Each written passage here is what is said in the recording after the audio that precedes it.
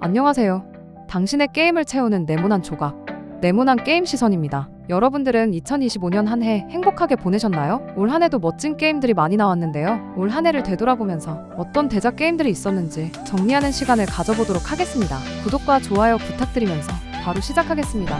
이번 게임은 진상공무상 오리진입니다. 이 게임은 과거 시리즈와 달리 오리지널 캐릭터인 이름 없는 영웅을 조작하여 삼국지 하면 떠오르는 유명한 전장들을 경험하는 액션 게임입니다. 주요 스토리는 황건적의 난부터 시작해서 적벽대전까지의 스토리로 진행되는데요. 플레이어는 군단장의 기습과 급습 등 다양한 방식으로 전략과 전술을 활용하여 병사들을 통솔해야 합니다. 무쌍 게임답게 다수를 상대하는 전투는 그대로 계승되면서 소울라이크 방식의 보스전도 추가되어 게임의 재미가 더해졌죠. 삼국지 IP와 무쌍류를 좋아하는 게이머라면 이번 기회에 어떠신가요? 이번 게임은 킹덤 컴 딜리버런스 2입니다. 15세기 중세 배경의 오픈월드 액션 RPG인데요. 이전 작품에서도 현실적인 중세의 삶과 전투 묘사의 퀄리티가 뛰어나 큰 호평을 받은 작품이었어요. 후속작도 현실적인 방향을 추구하는 본연의 게임성과 방향성을 그대로 계승되는데요. 스토리는 15세기 보헤미아 왕국을 배경으로 하여 주인공 헨리는 살해된 부모님의 원수를 갚기 위해 여정에 나서게 되는 스토리로 진행됩니다. 초보 전사에서 시작해 반란군을 이끄는 위치에 오르게 되고 메인 스토리 외에도 중세 유럽의 배경을 기반으로 한 스토리가 가득 찬 게임이니 중세시대의 게임을 좋아하는 유저라면 이 게임 꼭 추천합니다. 이번 게임은 용과 같이 8외전 파이레츠 인 하와이입니다. 용과 같이 8번째 시리즈의 외전 이야기로 시리즈 최초로 마지막 고로가 단독 주인공으로 나오는 작품이에요. 스토리 배경은 용과 같이 8에서 반년 후의 이야기로 마지막아 모종의 이유로 어느 외딴 섬의 표류에 기억상실을 당한 뒤 해적이 되어 광대한 바다로 나서는 이야기로 진행되는데요. 그래서 해적 테마를 가진 야쿠자 액션 결합의 요소도 즐길 수 있죠. 또 기존에서는 없었던 해적선 전투, 보물 탐색, 선원 모집 등 해적 요소에 어울리는 시스템도 도입되었다고 합니다. 마지막 고로가 메인 주인공으로 등장하며 그 캐릭터에 맞는 비급 매력과 유머 감성이 드러나기도 하여 마지막의 팬이라면 꼭 추천하는 작품입니다. 하지만 해적 컨셉인데 전투나 탐험 요소가 다소 깊이가 부족하다는 평가와 비급 감성이 강한 대신에 스토리가 깊거나 감동적이라는 평가는 낮다고도 하니 참고해주세요. 이번 게임은 몬스터 헌터 와일드입니다. 캡콤이 개발 발매한 액션 롤플레잉 헌팅 게임으로 몬스터 헌터 월드의 뒤를 잇는 최신작이에요. 전 세계 동시 출시되었고 크로스 플레이를 지원합니다. 플레이어는 헌터가 되어 광대한 금지된 땅을 탐험하며 거대한 몬스터들을 사냥하거나 포획하는 것이 핵심이죠. 스토리는 조사대와 함께 금지된 땅을 탐험하며 소년이 나타와 그 땅의 비밀을 파헤치는 이야기로 진행됩니다. 14개의 전통 무기 모두 복귀되었고 신규 요소인 몬스터 행동 인터랙션과 포커스 모드 등 새로운 요소가 도입되었다고 합니다. 하지만 출시 초기 PC판을 중심으로 개발한 탓에 프레임 저하나 최적화 불안정 등의 기술적 문제가 지적되었다고 하는데요. 해당 문제는 현재 여러 차례 패치를 통해 개선되었다고 하니 참고해주세요. 몬스터 헌터 시리즈를 좋아하는 유저와 협력 플레이를 좋아하는 유저, 그리고 탐험과 액션 조합을 좋아하는 유저라면 이 게임 꼭 추천합니다. 이번 게임은 어쌔신 크리드 섀도우즈입니다. 유비소프트에서 개발한 어쌔신 크리드 시리즈의 14번째 작품인 게임이죠. 이번 작품은 일본 생고쿠 시대 말기인 아즈치모모야마 시대를 배경으로 진행됩니다. 풍부한 일본을 배경으로 한 오픈월드를 즐길 수 있고 도시, 시골, 숲, 성곽 등 다양한 지역을 탐험할 수 있습니다. 또 계절 변화에 따라 플레이어에 영향을 주는 다이내믹한 월드 구성과 어쌔신 크리드의 특유의 은신 및 탐색 요소도 강화되었고 파쿠르 요소와 물속 숨기 그리고 주변 오브젝트 상호 작용도 적용되어 정말 암살자가 된 듯한 기분을 받을 수 있는 작품이에요. 게다가 플레이 중 은신 잠입 중심 플레이가 특징인 나오에와 힘과 근접전 중심 플레이 스타일을 가진 야스케의 더블 주인공 시스템도 있어 더욱 몰입도 높은 게임이 가능하죠. 하지만 일부 게이머들은 스토리가 평범하거나 깊이가 부족하다는 의견도 있었고 오픈월드 배경에서 반복적인 임무나 수집 요소가 과하다는 평가도 있어 다소 아쉬운 부분도 있습니다. 이번 게임은 퍼스트 버서커 카잔입니다. 넥슨에서 서비스 중인 던전 앤 파이터 세계관을 기반으로 만든 소울라이크 분류의 작품입니다. 배경은 던파에서 전통적으로 인기 있는 슬레이어 계열의 조상격 인물인 카잔의 이야기로 진행되는데요. 펠로스 제국의 배신과 몰락, 복수를 주제로 한 서사로 플레이어는 카잔이 되어 그의 진실과 운명을 탐구하게 되죠. 정교하고 도전적인 전투를 중심으로 진행하게 되고 스태미너가 존재하면서 회피, 막기, 카운터 요소를 활용해 보스 중심의 적을 쓰러뜨리는 게 핵심입니다. 무기와 스킬을 설정시키며 다양한 빌드 전략이 가능하죠. 타이밍과 반응 중심의 전투 그리고 보스 패턴, 연출, 긴장감 있는 전투 설계가 괜찮았다는 평가도 있었죠. 하지만 일부 유저에게는 맵과 레벨 구조가 단조롭다는 의견과 단조로운 컨텐츠 반복 등의 비판도 있는 작품입니다. 보스 중심의 소울라이크를 좋아하고 던파 세계관을 좋아하는 유저라면 추천하는 작품입니다. 이번 게임은 클레르 옵스퀴르, 33 원정대입니다. 2025년 최다 고티 수상을 받은 게임이죠. 벨 에포크 시대의 프랑스풍 세계관을 바탕으로 실시간 회피와 패링 및 카운터가 결합된 혁신적 턴제 전투 시스템을 특징으로 하는 RPG입니다. 단순 커맨드 입력이 아니라 타이밍과 위치를 맞춰 움직이는 것이 전투의 핵심이죠. 또 구스타브, 마엘 등 주력 캐릭터를 포함한 다양한 원정대원을 조합하며 진행하고, 각 캐릭터는 고유 스킬과 성장 빌드가 존재하며 파티 구성에 따라 전투 스타일이 달라집니다. 실시간 행동이 섞인 턴제 전투는 전략성 몰입감이 높다는 평가가 있다는 반면, 일부 유저에게는 어려움을 느끼는 호불호가 있고 길찾기가 다소 어렵다는 유저도 있었습니다. 턴제 RPG와 실시간 반응 전투 시스템을 좋아하는 게이머와 깊은 스토리 혹은 어두운 테마 RPG를 즐기는 게이머에게 추천합니다. 이번 게임은 엘들링 밤의 통치자입니다. 전작인 소울라이크 형태의 게임이 아닌 완전 새로운 방향으로 재구성된 작품입니다. 세계관은 엘든 링의 원작 사건 샤터링 이후에 펼쳐진 세계관으로 진행되어 이전과 달리 협동 중심의 로그라이트 구조로 변경되었고, 게임 방식은 필드를 탐색하면서 파밍으로 육성을 하고, 밤이 되면 보스와 전투하고 마지막까지 살아남는 배틀 로얄 형태입니다. 플레이어는 8명 중 새로운 밤을 건너는 자를 선택하고 각자 고유 스타일 능력 스킬을 사용하는 것이 특징입니다. 3인의 팀 협력이 핵심이라 친구와 함께 전략적으로 도전할 때 재미가 극대화되어 있고, 매번 다른 구조와 보상 요소가 있어 반복 도전의 재미가 있으며 단 한 플레이에서도 긴장감이 유지되는 것이 큰 장점이에요. 하지만 매판마다 운에 따라 달라지는 결과에 템포가 끊긴다는 단점과 전작인 엘든 링보다 상대적으로 난이도가 빠르게 변화하는 구조라 어렵다는 평가도 있었습니다.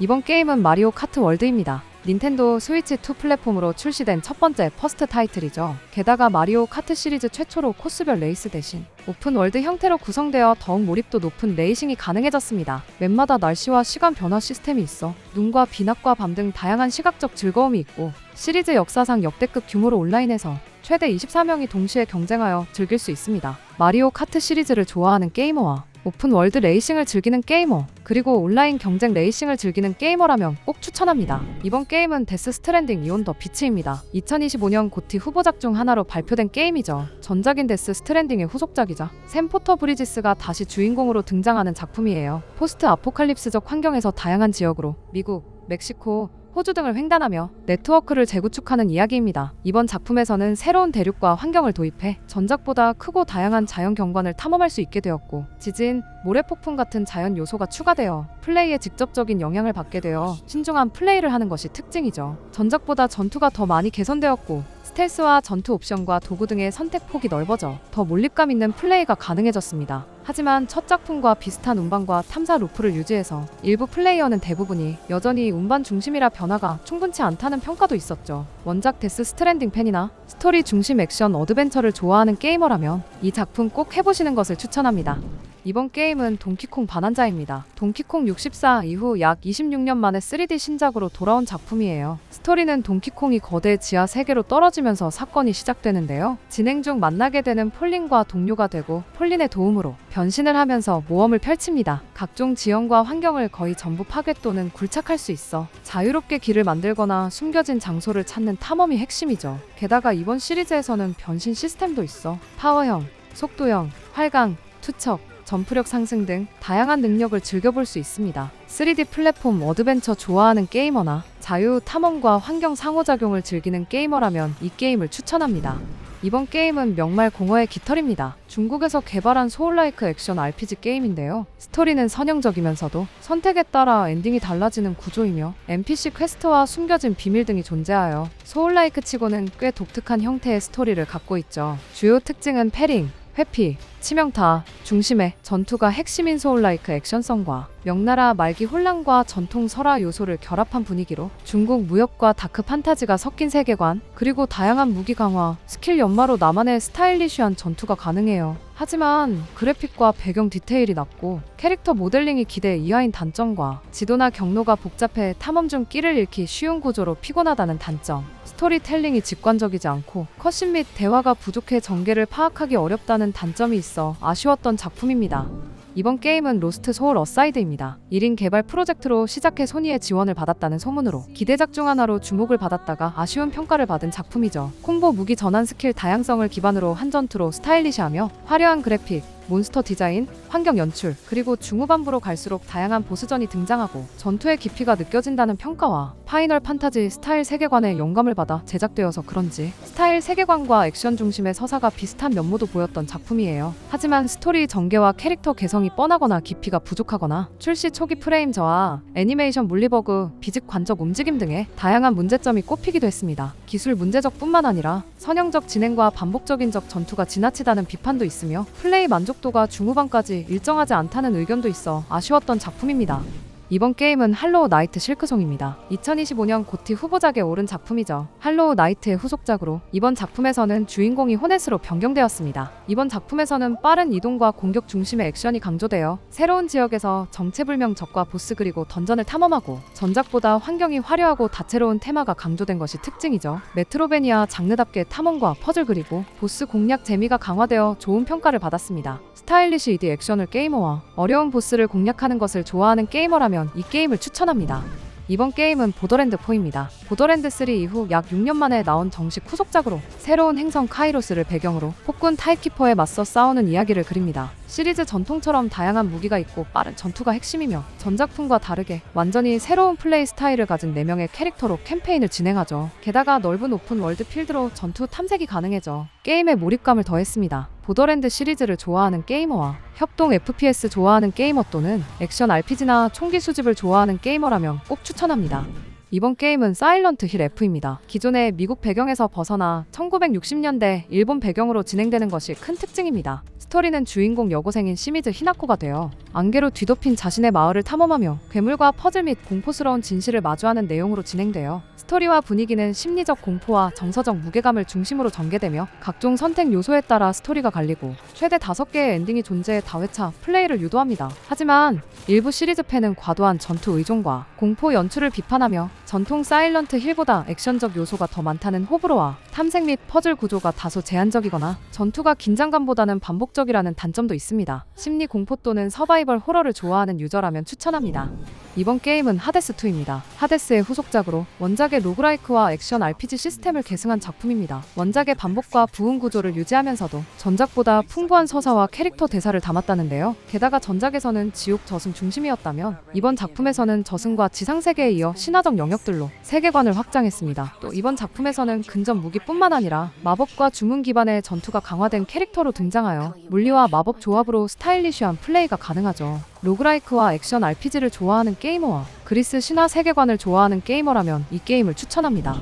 이번 게임은 고스트 오브 요테이입니다. 고스트 오브 스시마의 후속작이며 기존 이야기와 직접적으로 연결되지는 않지만 시리즈 감성을 계승된 작품이에요. 전체적인 줄거리는 복수로 시작해서 자기 발견과 구원으로 이어지는 구조이며 각 보스는 독특한 전투 스타일과 배경을 가지고 있어 스토리가 전투와 자연스럽게 결합되는 것이 특징이죠. 3인칭 시점의 검술 중심 전투로 카타나, 창, 쇄도, 대검 등 다양한 무기를 사용할 수 있어요. 그리고 넓은 필드와 자연 경관과 다양한 탐색 요소는 자유도 높은 플레이가 가능하다고 합니다. 하지만 메인 퀘스트 대비 서브 또는 일부 사이드 콘텐츠의 완성도가 들쭉날쭉하다는 평가가 있어요. 복수극과 스토리 중심을 좋아하는 플레이어나 사무라이 액션 RPG를 좋아하는 플레이어라면 꼭 추천합니다. 이번 작품은 리틀 나이트메어 3입니다. 리틀 나이트메어 시리즈의 세 번째 공식 게임으로 기묘하고 불안한 괴담 같은 세계관의 무의 세계를 무대로 합니다. 플레이어는 로우와 언론 중 원하는 캐릭터를 골라 악몽과 퍼즐 그리고 위협에 맞서 탈출하는 것이 목표이죠. 이전작과 다르게 시리즈 최초로 온라인 협동이 가능하게 되었고 두 캐릭터의 다른 능력 세계는 퍼즐을 다양하게 만들었습니다. 하지만 이전 시리즈보다 공포 요소가 덜하다는 아쉬움과 각 진행 스테이지별로 전작의 오마주 요소가 다소 있어 새로운 작품보다 재탕하는 느낌의 평가도 있으니 참고해주세요. 리나메 시리즈를 좋아하는 게이머나 공포와 퍼즐 조합을 즐기는 게이머 혹은 친구와 함께 즐기고 싶은 게이머라면 이 작품을 추천합니다. 이번 게임은 포켓몬 레전드 ZA입니다. 이 작품은 포켓몬 레전드 시리즈의 두 번째 타이틀인데요. 칼로스 지방의 루미오즈 시티를 중심으로 펼쳐지며 도시 재건 계획의 비밀을 조사하는 트레이너의 모험으로 진행됩니다. 포켓몬스터 하면 떠오르던 턴제 배틀에서 최초로 실시간 전투를 적용했으며 포켓몬과 플레이어를 동시에 움직이며 전투를 하게 됩니다. 또 이번 작품에서는 포켓몬 XY 시리즈에서 도입된 메가 진화 시스템도 가능하죠. 추가로 밤낮 시스템도 도입되어 일부 포켓몬은 밤에만 나타나기도 해서 포에게 재미를 더해줍니다. 액션 중심 전투를 좋아하는 게이머와 RPG 요소를 좋아하는 게이머에게 추천하지만 포켓몬스터의 전통적인 턴제 배틀을 선호하는 게이머에겐 호불호가 갈릴 수 있으니 참고해주세요. 이번 게임은 닌자 가이덴 4입니다. 닌자 가이덴 3 이후로 약 13년 만에 본편으로 등장한 후속작이죠. 닌자 가이덴 시리즈의 빠르고 정밀한 전투가 특징이고, 게다가 야쿠모를 중심으로 이야기가 진행되다가 추후에는 오리지널 캐릭터인 류하야부사도 즐길 수 있습니다. 닌자 가이덴 특유의 하드코어 분위기를 유지하면서 현대적인 전투와 박진감 넘치는 챕터 구조로 기존 팬들은 물론 신규 플레이어에게도 큰 호평을 받았습니다. 하지만 스토리가 다소 평면적이고 보스와 적 캐릭터 연출이 부족하다는 평가와 레벨 구성이 비슷해 보이는 구간이 많아 반복으로 느껴져 아쉽다는 평가도 있으니 참고해주세요. 닌자 가이덴 시리즈를 좋아하는 게이머와 하드코어 액션 좋아하는 게이머, 그리고 전략적 콤보와 기술 체계 좋아하는 유저라면 이 게임을 추천합니다. 이번 게임은 젤다 무쌍 봉인 전기입니다. 젤다 무쌍 대재앙의 시대의 후속작으로 젤다의 전설 티어스 오브 더 킹덤 속 태고의 봉인 전쟁 시대를 다룬 배경으로 진행됩니다. 원작에서 말로만 언급되던 과거 전쟁을 체험할 수 있다는 것이 특징이죠. 타이틀의 제목처럼 수많은 적과 싸우며 대규모 전투를 펼치는 무쌍식 전투가 기본이고, 캐릭터 간 조합으로 인해 다양한 합동 기술도 즐길 수 있습니다. 스토리 클리어 후에는 배틀 챌린지와 하이랄 챌린지 등 다양한 전투 모드가 있어 배틀을 좋아하는 게이머에게도 추천합니다. 하지만 이전 작품들처럼 순수한 젤다 액션이나 퍼즐 또는 어드벤처 요소가 적으니 참고해주세요. 이번 게임은 메트로이드 프라임 4 비욘드입니다. 메트로이드 프라임 시리즈의 네 번째 정식 타이틀이죠. 주인공 사무스 아란이 뜻밖의 사고로 인해 미지의 행성에 떨어진 뒤 탈출과 생존을 위한 모험을 그린 이야기입니다. 시리즈 특유의 메트로베니아가 적용되었고, 탐험 중심의 FPS와 1인칭 시점이 도입된 것이 특징이죠. 게다가 이번 시리즈에서는 새로운 이동수단으로 바이크가 추가되어 더욱 스피디한 게임이 가능하고, 닌텐도 스위치 이만의 조이콘 마우스식 조준 기능을 도입하여 신규 플랫폼에 차별점을 둡니다. 하지만 기존 팬들 사이에서는 미스터리 비선형 탐험감이 약화되었다는 평가가 있으니 참고해주세요. 이렇게 정리하고 보니 2025년도 다양한 게임들이 많이 나왔네요. 여러분은 어떤 게임들이 가장 재밌었나요? 이번 영상에서 나온 게임 말고도 추천하는 게임이 있다면 자유롭게 댓글로 달아주세요. 끝까지 영상 시청해주셔서 감사합니다. 오늘은 어제보다 더 좋은 하루가 되시길 바랍니다.